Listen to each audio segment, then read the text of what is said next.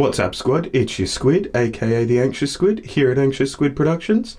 Holy shit, I've been turned into a cat. These guys are the supporters of the channel. Feel free to join them, and I'm going to try and figure out how to turn back into a human. That's an interesting Sabres logo. Anyway, I'll see you after the jingle, guys.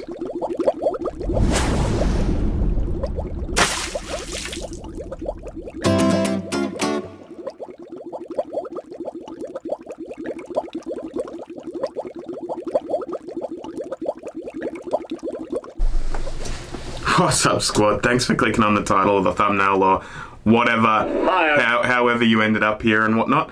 I'm just going to get this set up. I thought I'd do a fun little cat thing at the intro, but if that didn't work for you, then soz. Let's get this going. The screen should start recording any minute. Media sounds and mic, please. 3, 2, 1, and it should be there somewhere. That should be handy and whatnot. But yeah, if you haven't seen the first episode in this series, check out my history playlist.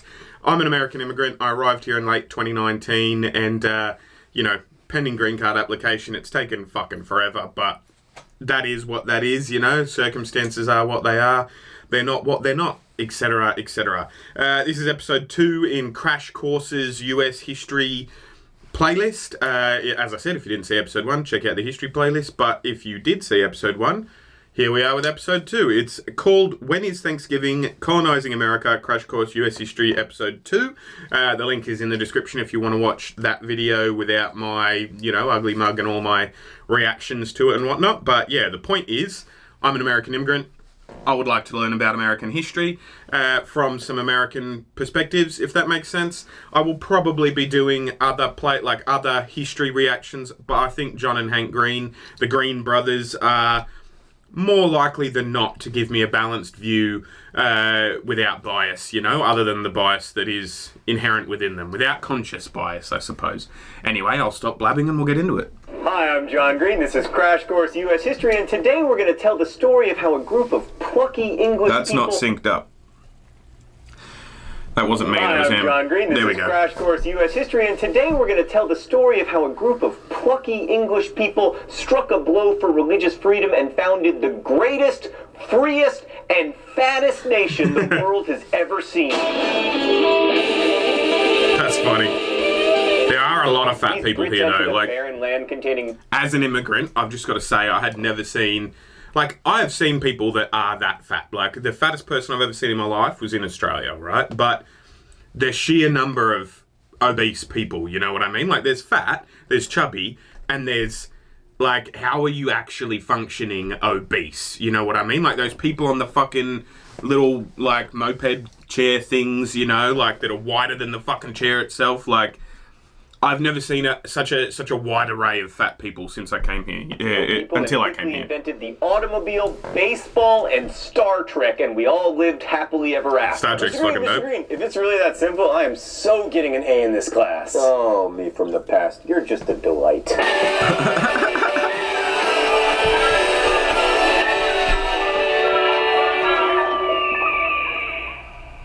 So most Americans grow up hearing that the United States was founded by pasty English people who came here to escape religious persecution. And that was my understanding. Of the small proportion of people who settled in the Massachusetts Bay and created what we now know as New England. But these Pilgrims and Puritans, there's a difference, weren't the first people or even the first Europeans to come to the only part of the globe we... Okay, Pilgrims, Puritans, different. That's a thing to take down. I really should be writing notes, shouldn't I? Anyway, hopefully you guys can answer my questions as I go along. But yeah, Pilgrims and Puritans. I presume Puritans are the zealot religious ones that were like, yo, fuck your debauchery to Britain or whatever, and then came over. And the Pilgrims are just ones going like, oh, God said to follow these cunts, or something. I don't know. Didn't paint over. In fact, they weren't even the first English people. The first English people came to Virginia. Off topic, but how weird is it that the first permanent English colony in the Americas was named not for Queen Elizabeth's epicness, but for her supposed chastity? Right, anyway, those first English settlers weren't looking for religious freedom. They wanted to get rich. So the first successful English colony in America was founded at Jamestown, Virginia in 1607. Jamestown! Successful because there were two... There we go. That's an interesting name that I had not recognized in America. There's a Jamestown in Australia as well, for much the same reasons. James Cook was the guy that had got there, I presume, and he had been named James Cook by his parents because of King James? I don't fucking know if there was a King James. I don't know, but anyway, I presume the James is the same James that is Jamestown, you know? Previous attempts to colonize the region. They were both epic failures, the more famous of which was the colony at Roanoke Island set up by Sir Walter Raleigh, which is famous because all the colonists disappeared, leaving only the word Croatan. Yeah, I was like, is that the one where they all went missing? I've seen a fucking YouTube video about that, like, who knows where they went, you know? Like, although, I have done Ancestry DNA, right? And turns out I'm mostly Celt. But anyway, there was a story on there about how, like, maybe some of them I was about to say interbred, like, as if they were animals, but, like, I don't know, went out and populated with Native Americans and stuff, you know? Like, they fled there, then they went out, lived their lives, fucked Indians, and then now the descendants are fucking there, you know what I mean? And also, if you have an issue with me saying American Indians or Indians, soz, tell me what else you would prefer I say. I've had conversations with many different Native Americans, First Nations people, Indigenous Americans, fucking American Indians. Like, everyone seems to have their own opinion and different opinion. And Native American just seems like a catch-all to me, but so is American Indian. So I don't know. Let me know what you think. Carved into a tree.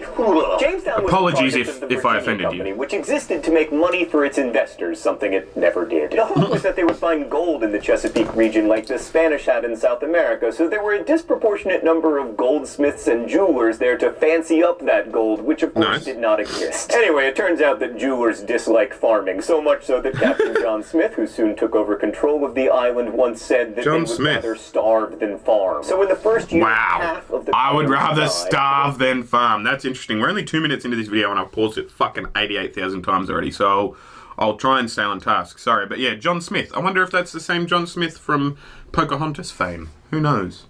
100 replacements came, but by 1610, after a gruesome winter called the Starving Time, the number of colonists had dwindled to 65. And eventually word got out that the New World's one-year survival rate was like 20%, and it became harder to find new colonists. But in 1618, the Virginia Company hit upon a recruiting strategy called the headright system, which offered 50 acres of land for each person that a settler paid to bring over. And this enabled the creation of a number of large estates, which were mostly worked on and populated by indentured servants. Indentured servants weren't Irish people, slaves, probably? They were kind of temporary slaves, like they could be bought and sold, and they had to do what their masters commanded. But after 7 to 10 years of that, if they weren't dead, they were paid their freedom dues, which they hoped would allow them to buy farms of their own. Sometimes that worked out, but often either the money wasn't enough to buy a farm, or else they were too dead to collect it. Too dead to collect it. In 1619, just 12 years after the founding of Jamestown, the first shipment of African slaves arrived in Virginia. So that's probably why I remember Jamestown, to be honest. I remember there is definitely a Jamestown in Australia.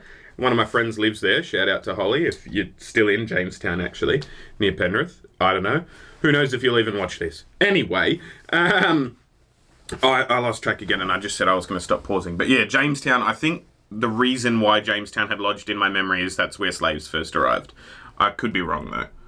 Go along if they hadn't found something that people really loved.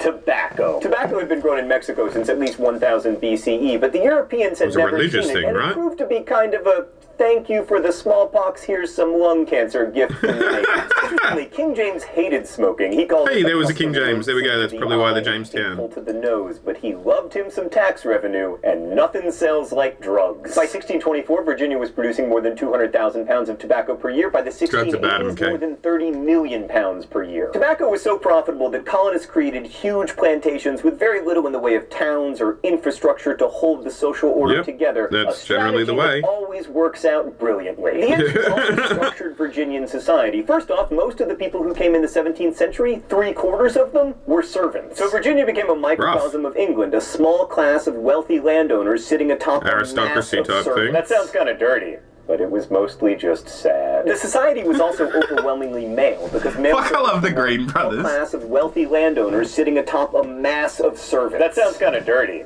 but it was mostly just sad. The society was also overwhelmingly male, because male servants were more useful in the tobacco fields. They were the greatest proportion of immigrants. In fact, they outnumbered women 5 to 1. The women who did come over were mostly indentured servants, and if they were to marry, which they often did because they were in great demand, they had to wait until their term of service was up. This meant delayed marriage, which meant fewer children, which further reduced the number of females. Kicks the can down the road for these women, but on the upside, Virginia was kind of a swamp of pestilence, so their husbands often died. And that created a certain class of widows or even unmarried women who, because of their special status, could make contracts and own property, so that was good, sort of. Ish. Yeah, that's Maryland sort of feminism, women's rights and whatnot. And by now there was no messing around with joint stock companies. What do you reckon that is that he's shooting in this hand-drawn picture? A quick word about...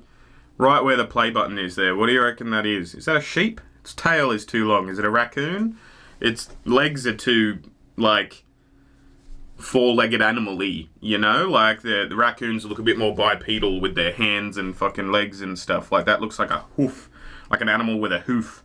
But it could also be a fucking, I don't know. Let me know in the comments section. If you're watching right now, tell me what you think that animal is. Maryland was the second Chesapeake colony, founded in 1632, and by now there was no messing around with joint stock companies. Maryland was a proprietorship, a massive land grant to a single individual named Cecilius Calvert. Calvert wanted to turn Maryland into like a medieval feudal kingdom to benefit himself and his family, and he was no fan of the representational institutions that were developing in Virginia. Also, Calvert was Catholic, and Catholics were welcome in Maryland, which wasn't always the case elsewhere. Speaking of which, let's talk about Massachusetts. So Jamestown might have been the first English colony, but Massachusetts Bay is probably better known. This is largely because the colonists who came there were so recognizable for their beliefs, and also for their hats. That's right, I'm talking about the Pilgrims and the Puritans, and no, I will not be talking about Thanksgiving. It's a lie. I can't help myself, but only to clear up the difference between Pilgrims and Puritans, and also to talk about Squanto. God, I love me some Squanto. Let's go to the thought bubble. Most of the English men and women who settled in New England were uber Protestant Puritans who believed the Protestant Church of England was still too Catholic-y with its kneeling and incense. See, I'm so, like, I've grown up in an atheist family, or not, actually, yeah, I think it's safe to say my family are atheist.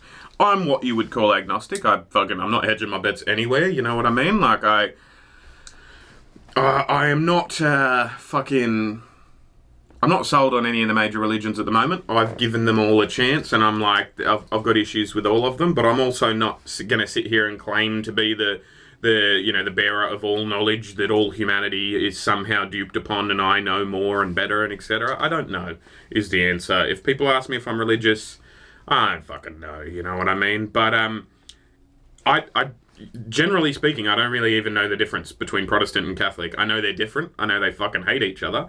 And I know, like, most of the wars in the history of the planet have been about it and whatnot, so I should know more. But yeah, Protestant, they don't like sex or something. Catholic, I don't know. Significantly hatted archbishops, the particular Puritans, who by the way did not call themselves that, other people did, who settled in New England, were called Congregationalists, because they thought congregations should determine leadership and worship structures, not bishops. Sounds a bit communistic. More extreme. They wanted to separate more or less completely from the Church of England, so first they fled to the Netherlands, but the Dutch were apparently too corrupt for them, so they rounded up investors and financed a new colony in 1620. They were supposed to land in what perhaps should have been taken as an omen. They were blown wildly off course and ended up in what's now Massachusetts. Plymouth, the Mayflower. While still on board their ship, the Mayflower, there we go. 41 of the 150 or so colonists wrote and signed an agreement called the dude playing bass guitar. I'm sure that's an in-joke that I don't get. Founding a colony called Plymouth. While still on board their ship, the Mayflower, 41 of the 150 or so colonists wrote and signed an agreement called the Mayflower Compact, in which they all bound themselves to follow, quote, just and equal laws that their chosen representatives would write up. Since this was the first written framework for government in the U.S., it's kind of a big deal. But anyway, the Pilgrims had the excellent fortune of landing in Massachusetts with 6... Catch me... I know. Pausing. But catch me not signing that fucking document. Like, guaranteed, right? If you were... right now, if things were easier, planet to planet or something, and somebody said, oh yeah, we're gonna get on this ship and we're gonna try and aim for fucking Europa. Whatever, right? We're going for Saturn. We're gonna aim for Europa. And we landed on Titan instead because we were shot off or something like that. If people on the spaceship along the way were like if back home had just been like, yep, shoot and go, Like, same metaphorical thing, just instead of continents, it's planets, right, and stuff. And we were on our way and we nearly landed on Titan, and people were like, hey, let's all agree to be good cunts. Let's all agree to be chill. Let's all agree to, like, not fucking just go wild when we get there. No way would I sign that document. What if they're a cool fucking free titty having bitches or something? Like, what if they're a cool fucking... Who knows what's there? I'm gonna be a fucking, like... I am gonna be a drug kingpin, if I can. You know what I mean? Like, I'm not gonna fucking sign your little document to say I'm gonna be a little pussy bitch with you other pussy bitches. Like, why do you think I came here? But anyway. For winter, and they had the good sense not to bring very much food with them or any farm animals. Oh, that's rough. Half of them died before winter was out. Yeah, I was gonna say that's a good recipe for death. Oh, we're not going to bring food or anything to make food with. That their chosen representatives would write up. Since this was the first written framework for government in the U.S., it's kind of a big deal. But anyway, the Pilgrims had the excellent fortune of landing in Massachusetts with 6 weeks before winter, and they had the good sense not to bring very much food with them or any farm animals. Half of them died before winter was out. The only reason they didn't all die was that local Indians, led by Squanto, gave them food and saved them. A year later, that's a person to look up. Survived mainly due to the someone let me know in the comments. Remind me. Massasoit, because the Indians had taught them. You're me writing notes. Me, whenever I say, oh, I should look into that. You should write a comment for me and say, look into this. You're my note takers. I really should be taking notes, but I'm not. Fish, the Pilgrims held a big feast, the first Thanksgiving. Thanks, Thought Bubble. And by the way, that feast was on the 4th Thursday in November, not mid-October, as is celebrated in some of these green areas we call not. Let's read that Thought Bubble. Give me a sec. Because I know there's a lot of fucking about Thanksgiving, you know, like people are either way. Details about the 1621 Thanksgiving are actually pretty sketchy. The 4th Thursday in November date was set in 1941 by Franklin Roosevelt. 1941! That seems a bit recent. In an attempt to stimulate the economy. Yeah, fair enough, in 41 too. You needed a bit of an economy boost at that point. There were certain things happening globally that were, you know, costing a lot of money. Yeah, that's interesting. That's 1941. That reminds me of in Australia. Everyone talks about how you can't change the date of Australia Day. It's like the TLDR version is lots of people are offended the fact that our 4th of July, our Independence Day, even though we're not independent, our like fuck yeah brouhaha patriotism day, right, is the 26th of January, which commemorates the same day that the British arrived on the continent in 1776. That's not the day they arrived, but anyway, it's the day that people thought that they arrived. Same thing, July 4th. Oh, that's the day the Declaration of Independence was signed. I mean, it's not, but alright, cool story. Same deal. 26th of January, celebrated as the thing, and people are like, hey, we should change the date. In a big fucking fight over, like, well, why are we celebrating on that date? That shouldn't be a patriotic thing. Lots and lots of Aboriginal people died. There were very many genocides, and that date marked the start of that. And, like, wherever you fall on either side of that discussion, it's like we only started having Australia Day in about 1990-something, you know, maybe 1980-something. I can't remember. If I remember during editing, I'll put the date there. But it's, I mean, 1941, that's not like, I mean, I know it's about 80 years ago now as I'm filming this, but in terms of the history of the country, that's not long. Like, it's, I mean, it's borderline tradition, like it's tradition now, absolutely, but you can't claim that it's a very big tradition or a long tradition either. I didn't realise it was only 41 that it became a thing. That's interesting. Yeah, like no matter where you fall on it, that's an interesting factoid for it. You know what I mean? Anyway, I'm going to stop. Plant corn and where to catch fish. The Pilgrims held a big feast, the first Thanksgiving.